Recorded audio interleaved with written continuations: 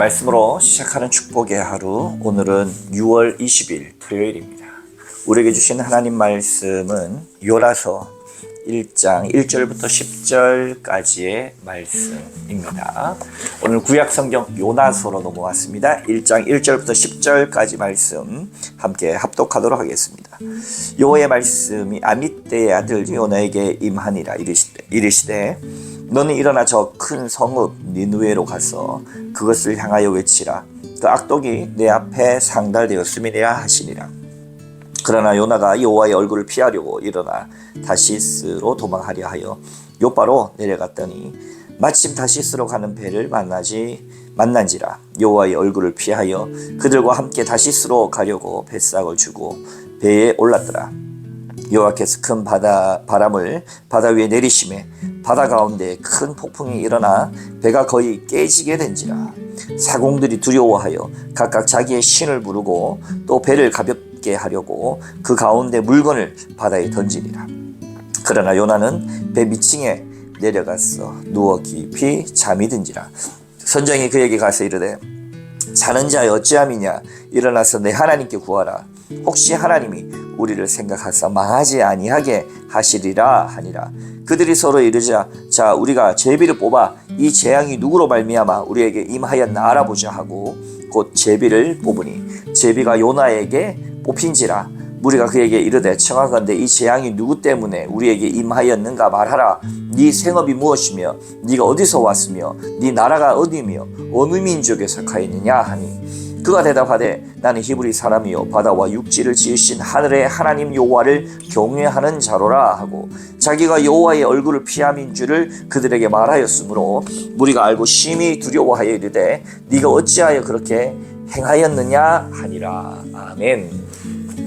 오늘도 주님의 귀하신 말씀 앞에 서신 저와 여러분들 가운데 좋으신 우리 주님의 은총과 평화가 가득하시기를 주님의 이름으로 축복합니다.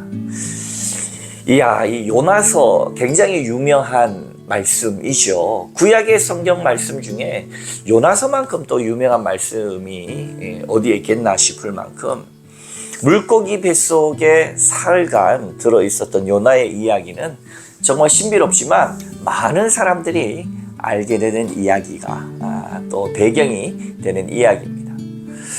이 요나서를 우리가 볼 때에 이 배경이 되는 시대가 여로보암 2세 그러니까 기원전 793년부터 753년이다.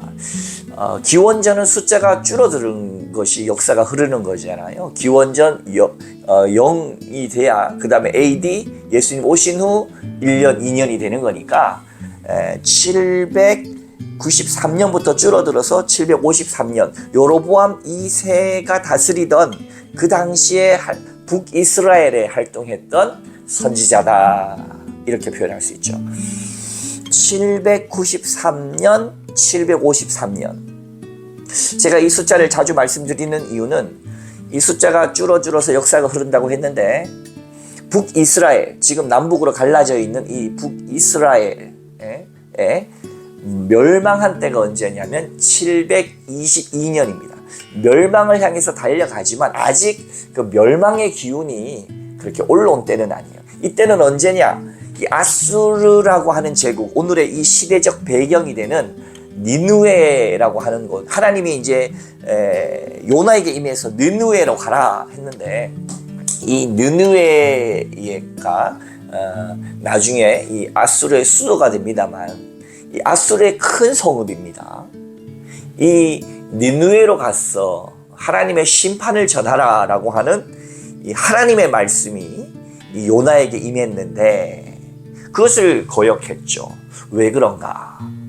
아수르는 이제 막 이 제국으로서 성장해가는 이 아주 큰 나라가 되어가는 과정 가운데 있습니다.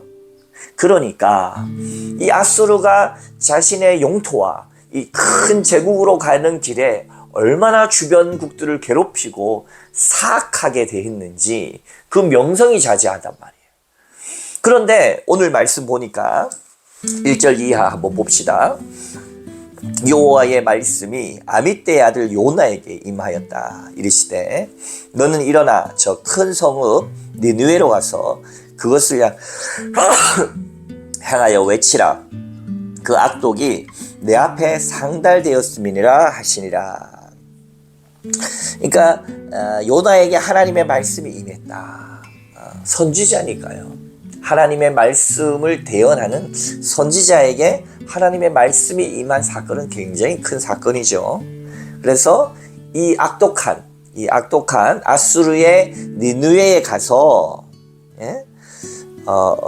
외쳐라. 그 악독이 하나님 앞에 상달되었다. 심판이 임한다 라고 외치라 라고 하나님의 명령이 떨어졌는데, 이 하나님의 명령을 수행해야 할 이 선지자의 태도가 재밌죠. 3절이야. 그러나 요나가 여호와의 얼굴을 피하려고 일어나 반대 방향으로 가버렸어요.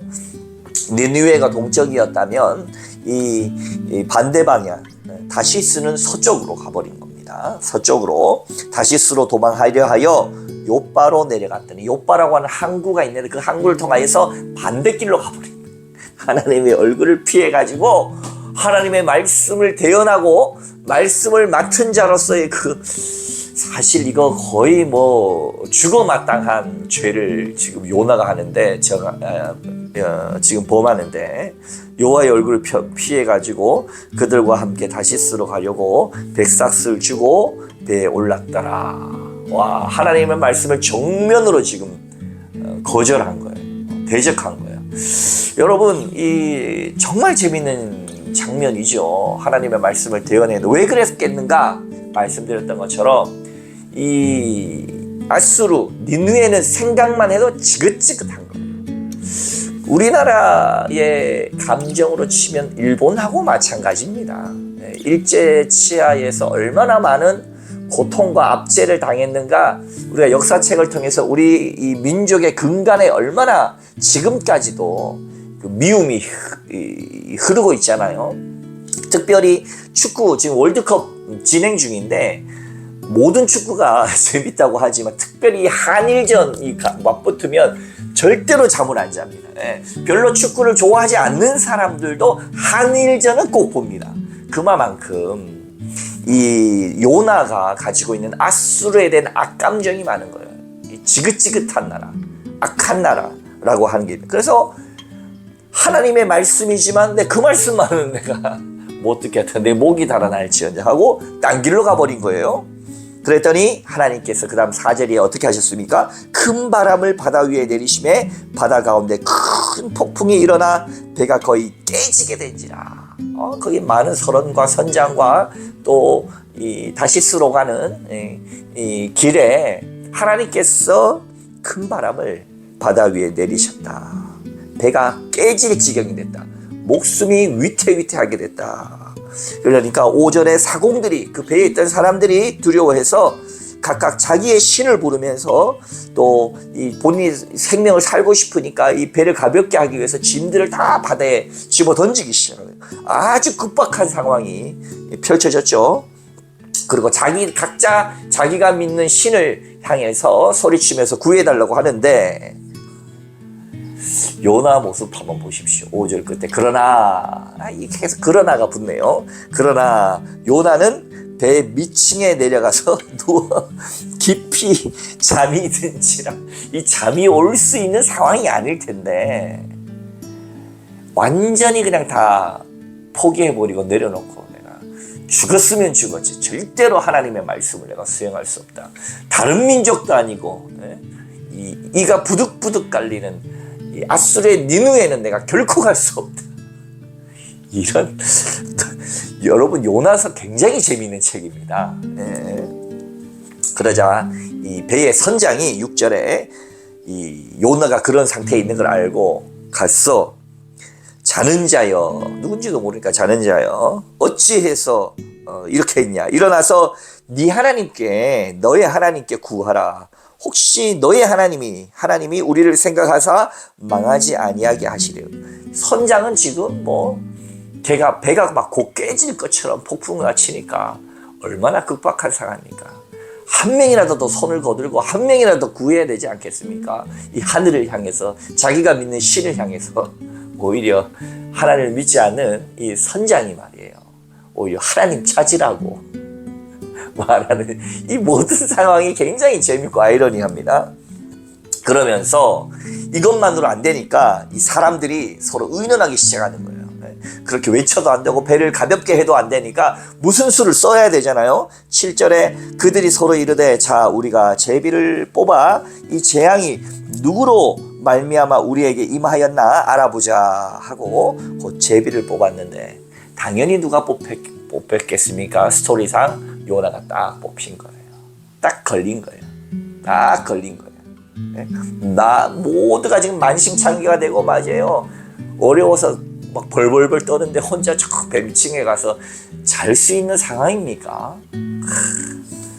우리가 그에게 이르되 청하건대 이 재앙이 누구 때문에 우리에게 임하였는지 말하라. 네 생업이 뭐냐?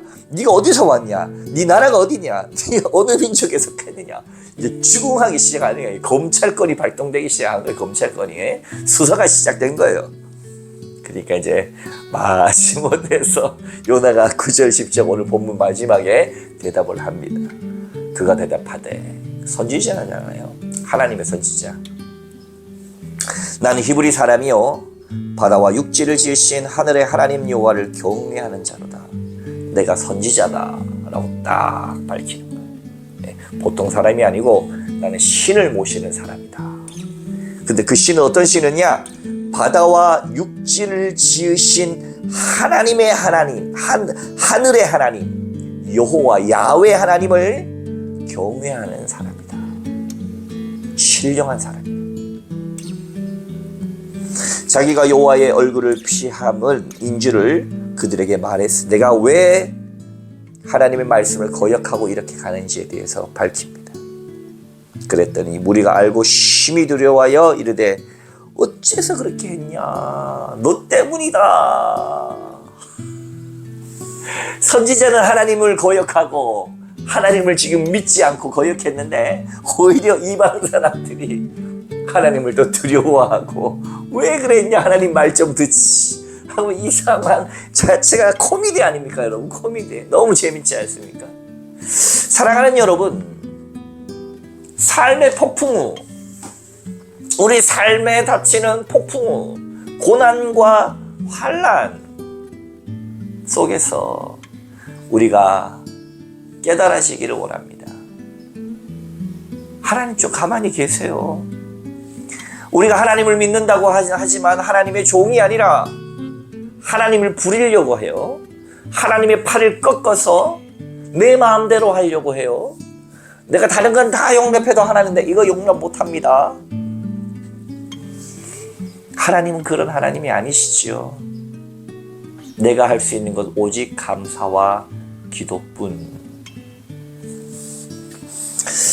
제가 어저께 만난 분이 CBS 새롭게 하소서에 나온 소유정 전도사님을 만났습니다.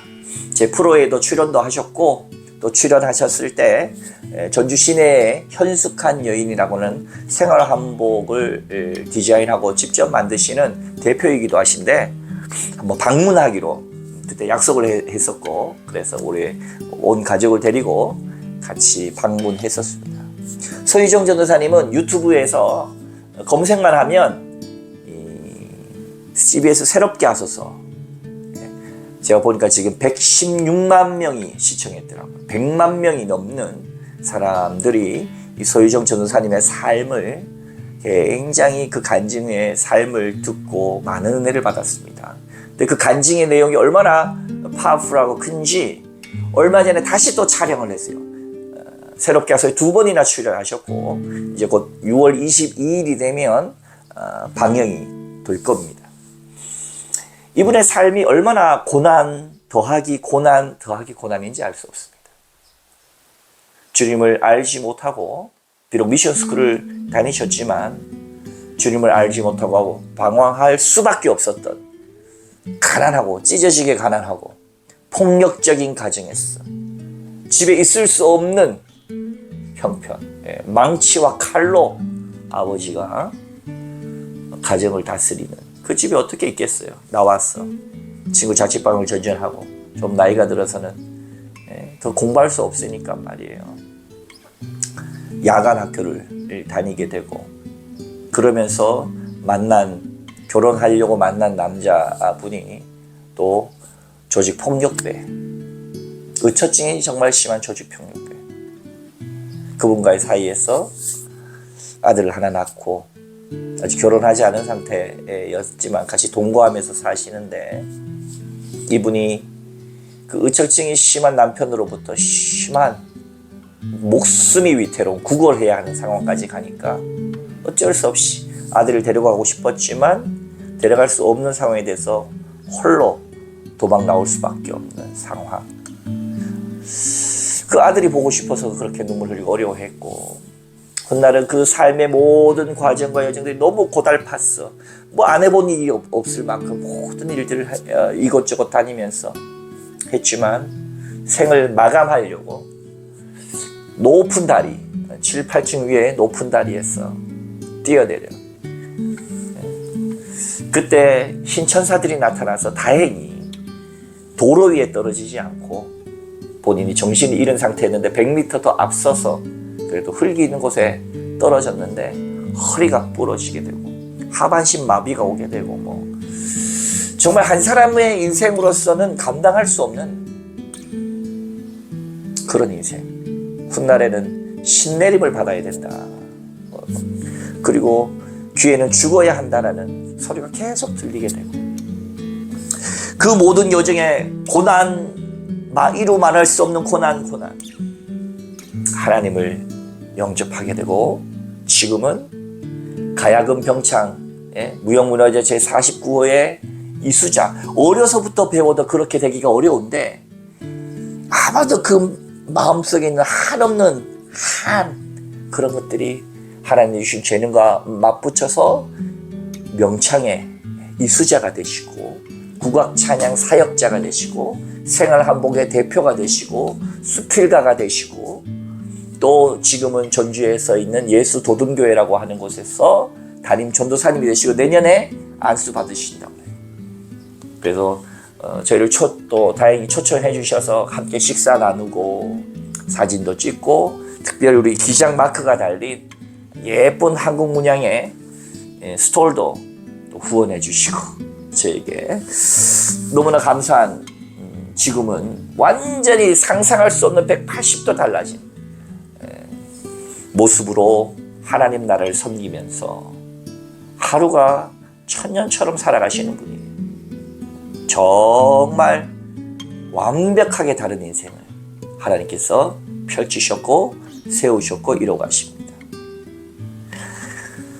우리가 하나님을 만나고 이 수많은 폭풍과 같은 고난 속에서 하나님을 원망하며 지낼 수밖에 없는 그 상황 속에서 하나님을 인정하고 왕 되신 주님을 우리의 삶으로 모셔들었더니 정말 기적과 같은 일들이 우리 주변에 이렇게 일어납니다.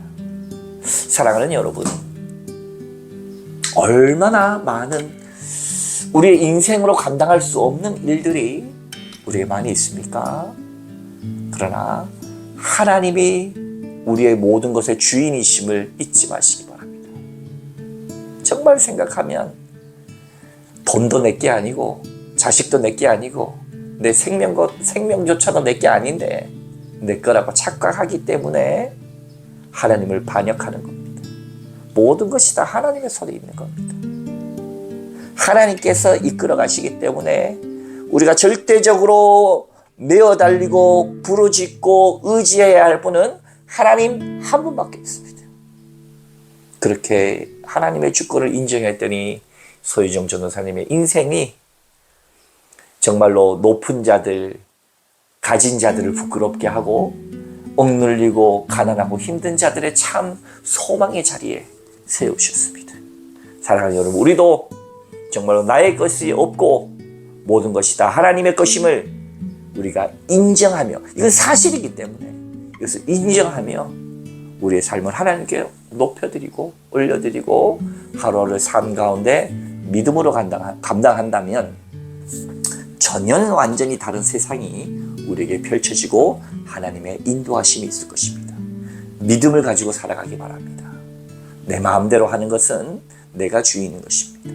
내가 주인이 아니라 이 요나처럼 자기 고집 부리는 것이면 주인이 아니라 바로 하나님이 우리의 주인 되심을 인정하며 오늘 이 하루도 믿음으로 승리하는 저와 여러분 다 되시기를 주님의 이름으로 축원합니다. 함께 기도하겠습니다.